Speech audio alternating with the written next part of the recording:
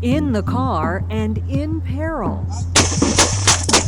Cases of road rage escalating to deadly violence across the U.S. Spotlight on America investigates the plague of shootings on our roads.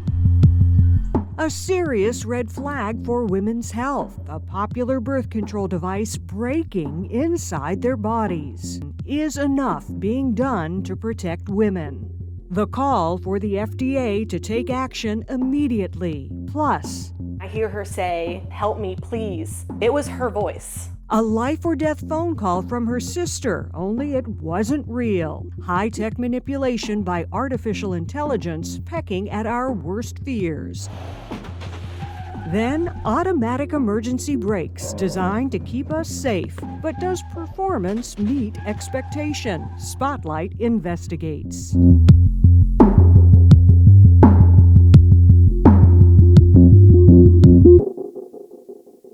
Hello and welcome to this Spotlight on America special. I'm National Investigative Correspondent Angie Moreski. We begin with a chilling trend playing out on our roads. Anger behind the wheel erupting in gunfire. Road rage shootings like that have been on the rise since 2018, with more than 550 people injured or killed last year alone. Now experts are tracking the trends to find out why it's happening and why location might be a factor. National Investigative Correspondent Lisa Fletcher reports, but first we want to warn you the footage in this report is disturbing. This is Delonte Hicks on the job as a tow truck driver, making his way down a Maryland highway. What was you saying? The exchange you're about to see ends in tragedy, and we warn viewers the sequence of events is disturbing.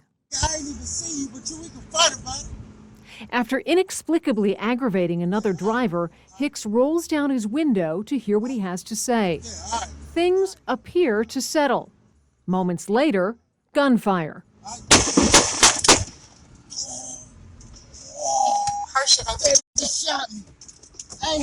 That was the last words he said. He said, "Help me." And he sounds so helpless. It broke me. It was the worst thing I ever heard in my life. Delonte Hicks was killed on March 19th, 2022. His killer is still out there. Please. His fiancée, Sierra Perkins, and her 3 children, devastated. And the day he died, I said, "What are you going to do when you get home?" And he said, "I just want to lay in the grass and listen to music with the kids." A chance he'll never get because of a horrifying scenario playing out all too often on our streets: road rage leading to gunfire. Spotlight on America tracked dozens of incidents across the country. Cars riddled with bullets. A driver wildly shooting out of his window in Miami, provided by South Florida talk show host Andy Slater. We seem to be looking at a trend that isn't slowing. Last year, more than 550 people were shot and injured or killed because of fury in the car, according to Sarah Bird Sharps, Senior Director of Research at the nonprofit Everytown for Gun Safety. Aggressive driving happens in every country in the world, but only in the U.S. is someone shot and injured or killed on average every 16 hours in a road rage incident. Spotlight on America obtained the location of every known road rage incident involving a gun since 2014, revealing the cities with the highest rates of gunfire deaths and injuries. The worst in Houston. Between 2014 and 2022, 47 people were killed in road rage shootings. Also in the top 15, Las Vegas with 16 people killed, and Nashville with 12. Everytown's analysis found the states with the highest rate of road rage are New Mexico, Arizona, Oklahoma, Tennessee, and Wisconsin. For Bird Sharps, the reason may lie in the law. The southern U.S. states, which have weaker gun laws on average than the nation overall and higher rates of gun ownership in homes, sees double the rates of victimization from road rage shootings than states in the Northeast. According to a study published in 2017, the presence of a gun in the car, even if it wasn't put there by the driver, led to more aggressive driving. When you make it easier for people to bring their guns into their car in too many situations, that's resulting in tragedy. He was still respectful. One like Sierra Perkins has to live with every day, knowing the man who shot her fiancé is still out there. We've posted the entire Hicks shooting video on our website at spotlightinvestigates.com. Investigators hope someone can identify the car or the shooter. There is a reward and an anonymous tip line for you. Now to safety concerns over a popular birth control device. Complaints continue to grow about the Paragard IUD 2 years after Spotlight on America first exposed issues with them breaking inside a woman's body. 2023 is on track to see more than double the number of FDA complaints compared to last year, with thousands continuing to report serious complications. Her reaction really freaked me out. I want to say she literally said, uh-oh. Veronica Worley remembered the moment a nurse attempted to remove her Paragard IUD because it had dislodged. She said, it's broken. I'm trying to get the arm out. The arm from her IUD snapped off, and as this sonogram shows, remains in her body more than a year later because she doesn't have the health insurance to pay for surgery to get it out. If it's like a ticking time bomb, is it going to perforate something? Like so many women, Veronica chose Paragard because it's a non-hormonal option and long-lasting form of birth control. Approved by the FDA, it can stay in place for up to 10 years. Did they give you any of the warnings that that arm could break off? No, not at all. That would have freaked me out to the point of I would have chose something different. Spotlight on America was first to report on Paragard in 2021. At the time, our analysis of FDA data found nearly 3,200 reports of breakage. Today, that number has nearly doubled to more than 6,000, with more than 4,800 of them deemed serious. Do you think this problem is underreported given your experience? 100%. Katie Mae Malone is a health officer with the National Women's Health Network. Definitely need more information, more research, and we need to be listening to women. To date, Spotlight on America found only one study. A 2022 analysis looked at FDA reports of breakage in all types of IUDs from 1998 to 2022. It found there were nearly double the reports of breakage for Paragard's copper IUD versus other hormonal IUDs. Do you think it's time for the FDA to take a closer look at this? I do, absolutely. We have that data within the database. It just needs to be examined more closely and considered more seriously. Spotlight on America asked the FDA if they're planning to launch studies of Paragard to investigate breakage. The agency told us it continues to monitor the safety of Paragard to determine if changes to the product's label or other communications are warranted, but calls it a safe and effective option for women, adding its drug label contains all necessary information. Paragard's current warning label does acknowledge the possibility of breakage, saying Paragard can break and breakage can make removal difficult. What is your message to the FDA? We need a response. We need to act immediately. For Veronica, living with a foreign object inside her body is a constant worry. She's speaking publicly to help ensure other women are made aware of the risk. Any of the doctors that are even suggesting this form of birth control, they need to be telling the patients that there is risk associated with it breaking that could happen to them too. More than 2,000 women are suing Paragard over the breakage issue. The first trials are expected to start in the fall of 2024. We did try to contact the attorneys representing the maker of Paragard, but they did not respond to our request for an interview or comment. If you've been impacted by a broken Paragard device, we want to hear from you. Email our team at spotlight@sbgtv.com. And to read more about the litigation and breakage reports, you can go to spotlightinvestigates.com. Up next, her sister's voice on the other end of the line, pleading for her life. I hear it like whimpering, like crying, and I hear her say, "Help me, please." The terrifying scam made possible by artificial intelligence, what fraudsters are after, and what to do if you get the call.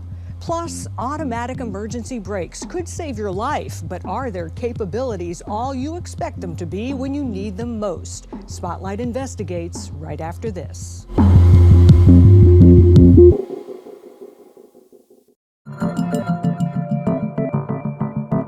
Do you really know who's calling? It's an important question in the age of artificial intelligence, or AI. National investigative correspondent Dwayne Pullman reveals a frightening new scam where AI is allowing criminals to clone voices of loved ones to convince you to pay up. Dwayne tracks down a family traumatized by this new scam and reveals how they were held hostage to AI. For Olivia Koleski, September 30th was a typical Saturday at her home in South Carolina. It's a very normal day. Until her cell phone buzzed. Olivia's sister, Cassie, was calling, or so it appeared. Her name popped up, her picture popped up, just like it would when she would normally call. But there was nothing normal about this call. Immediately I hear it like whimpering, like crying, and I hear her say, "Help me, please." It was her voice. 100%. I am sure it was her voice. It wasn't. Just ask Cassie. I did. Everything is okay. The call was coming from a cyber criminal who was using artificial intelligence, or AI, to turn an old scam into a new and very believable threat. Retired FBI agent Doug Coons, who owns Veracity, a global intelligence agency in Indianapolis, says the new scam relies on voice cloning, where criminals capture a voice from social media or a phishing call, reproducing it to say anything they want. It's a whole new level with artificial intelligence. Criminals turning to this high-tech trickery, Coons says, are just beginning to strike. When you can't believe what you see and hear, where does that leave us? It leaves us in a very difficult spot. Which is exactly where Olivia was on that call that she believed was very real. So you were distraught? I was very distraught, but not even close to what I was about to be. A man's voice soon took over. He's like, "I'm not messing around. I've got a gun right now. I'm pointing it at your sister. If you hang up or call the police, I'm putting a bullet in her head." It quickly became clear the man wanted cash. He asked me if I had Cash App. That's a mobile payment service that allows you to easily transfer money, but Olivia didn't have that app. And when she tried to tell the man on the phone, he just kept getting angrier and angrier. Olivia offered to pay another way as she tried to text for help. And that's when she says the unthinkable happened. She hit the wrong button and hung up. When that happened, my heart sank because I immediately thought, I've just killed my sister. Olivia's older brother, Christopher, who lives in New Orleans, got the same call, and he too says the voice sounded exactly like his sister Cassie's, but he suspected it wasn't. I chose to hang up. It was one of those split-second moments where I hope to God I made the right choice. Christopher called his mom, Tina Dennis, who for a decade was a police officer and deputy in Ohio. This has victimized your family. It has. How can anything be safe? I don't know. Olivia dialed 911. This is the actual recording of her frantic call. Grable County 911. Oh my God, please help me, my sister just called and then a man got on the phone and said he's going to shoot her. At first, deputies responded to an abduction at gunpoint, but added scam to the official report after Cassie confirmed she was never a victim. Do you feel violated? Oh, yeah, 100%. A violation caused when criminals held this family hostage to AI. Even though this is a new and frightening threat, there are a few things you can do right now to protect yourself and your family. First, if you get a call from a family member pleading for help, text them at their number to ask if it's really them calling. Second, come up with a secret code word for your family members to use in case of an emergency. Now, the complications of quickly advancing technology in cars. Automakers are rushing to add futuristic features at a pace so fast, safety regulators can't keep up. Among them, automatic emergency braking systems, or AEBs, touted as a way to help prevent crashes. This spring, federal regulators took the first step to require AEBs in all cars. But as Lisa Fletcher reports, they won't be required to work in all situations, even when they're needed most. What you're about to see is a crash no one saw coming.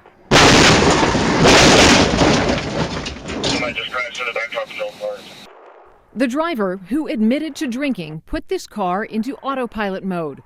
But the automatic emergency braking system, which is supposed to help prevent crashes, didn't prevent this one. And 5 Texas law enforcement officers were injured. Right here. We've been investigating AEB systems for more than a year, finding they have many blind spots, to which consumers are also blind. Now, my advice to people is I would only buy a car that had AEB, but I would never trust the AEB. Missy Cummings understands precision performance. This former Navy fighter pilot and inspector for the National Highway Traffic Safety Administration studies and designs these integrated vehicle systems. Why do you think there's a misunderstanding among drivers about what automatic emergency braking systems can and cannot do? Because no one reads their owner's manuals. So you're saying there are limitations to AEBs that are not being well communicated to the consumer? There are a lot of capabilities or a lack of capabilities in cars with autonomous functionalities that are not being communicated accurately to the public. We've seen cars with AEBs mow down crash dummies in the dark, blow through test cars at high speeds, and fail to see the hazard of emergency lights. The agency charged with regulating all that technology to make sure it is safe and performing as advertised is NHTSA. But with road deaths at a 20-year high, some argue the agency has taken its hands off the proverbial wheel. I think the federal government has not done its job. Kathy Chase is president of Advocates for Highway and Auto Safety. This spring, NHTSA took first steps to require AEBs in new cars, saying they will save hundreds of lives each year. But it's what's not being said that has Chase and others concerned. The agency should not be taking a victory lap until a comprehensive rule that protects all road users in all lighting conditions is issued. Absent from the agency's proposal, requirements that AEBs work in the dark to keep you from hitting another car at night, and that they can detect and avoid bicyclists and motorcycles. And in all 288 pages, there's no specific mention of AEBs being able to recognize emergency vehicles. The U.S. Department of Transportation always claims that safety is its North Star, what everyone is striving for, zero fatalities. Well, here's a really easy way to get this done. The technology already exists. All they have to do is issue a standard. Spotlight on America asked NHTSA why its proposed standards fail to address so many situations where AEBs are arguably needed most. The agency declined an interview, but told us that it is closely monitoring the development of technology for AEBs, and that flaws with testing scenarios prevent standards for tests with bicycles and motorcycles. How critical is it that they get this rulemaking right? It's life or death. Plain and simple. Right now, there is no timeline for NHTSA to implement the rulemaking requirements for AEBs. July 16, 1945, the atomic era officially began with the Trinity test in New Mexico. Decades later, its impact is still being felt. You have no doubt that all of this death and cancer in your own family is tied back to Trinity. None. There is no doubt. Next, the families fighting the U.S. government over nuclear fallout and why some say evidence proves it spread farther than ever acknowledged.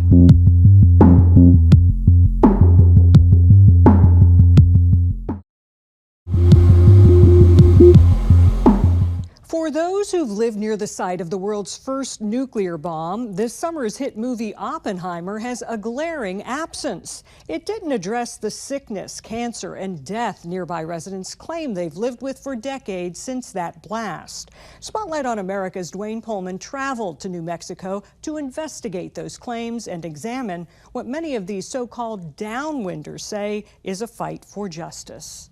Bernice Gutierrez began life in the small, dusty town of Carrizozo, just 35 miles from the Trinity test site. 8 days later, they detonated the first atomic bomb anywhere in the world. Bernice claims it was also the beginning of a tragic legacy for her family. Everything in red are relatives that have had cancer. Bernice has documented more than 4 dozen cases of rare diseases and cancers in her immediate family, who lived and died in the shadow of Trinity. It's an extensive list. Most of Bernice's family survived. 11 did not, including Bernice's son, who was diagnosed with a rare blood cancer in 2019. On June 3rd, 2020, he passed away. Like many in New Mexico, Bernice blames the death, disease, and cancer on fallout from the world's first nuclear blast. You have no doubt that all of this death and cancer in your own family is tied back to Trinity. None. There is no doubt. In an ancient lava field near Carrizozo, Dr. Michael Ketterer, a professor emeritus at Northern Arizona University, is busy collecting samples. All of this is dust that's come in from the wind. Perfect to check for the presence of plutonium from Trinity. My worry is the content of plutonium in the dusts that people are regularly exposed to here. While the government doesn't dispute Trinity's plume did fall on New Mexico, it contends, as this map shows, the fallout was limited to only a portion of the state. In July, Dr. Ketterer published this report, announcing he discovered trace amounts of plutonium from the Trinity blast beyond the zone in the government's map. That to me says that the actual plume is much broader. You know, that's why more widespread. More widespread. From 1951 to 1958, 100 nuclear bombs were detonated in the skies over Nevada. Under the Radiation Exposure Compensation Act, or RECA, more than 25,000 people in Arizona, Nevada, and Utah have received more than $1.2 billion. The people of New Mexico were left out of RECA. Nothing. Absolutely nothing. No recognition, no acknowledgement, no assistance whatsoever. Tina Cordova, a cancer survivor who co-founded the Tularosa Basin Downwinders Consortium, has documented more than 1,000 cases of cancer that she says are connected to Trinity. For more than a dozen years, she's led the push to compensate the people of New Mexico. On July 27th, the U.S. Senate overwhelmingly passed an amendment to extend RECA coverage to the people of New Mexico, with payments up to $150,000 for each victim of radiation exposure. I believe the Senate has done the right thing. But the House still needs to agree. And until it does, there is no guarantee that people like Bernice Gutierrez and her family will ever be compensated after paying a high price, they say, for living in the fallout from a bomb that changed the world. We deserve some justice. And that's all for this special Spotlight on America. For more Spotlight content you haven't seen, just follow us on YouTube. Search Spotlight on America and hit the subscribe button. Many thanks to you for watching. Until next time, I'm Angie Moreski for Spotlight on America.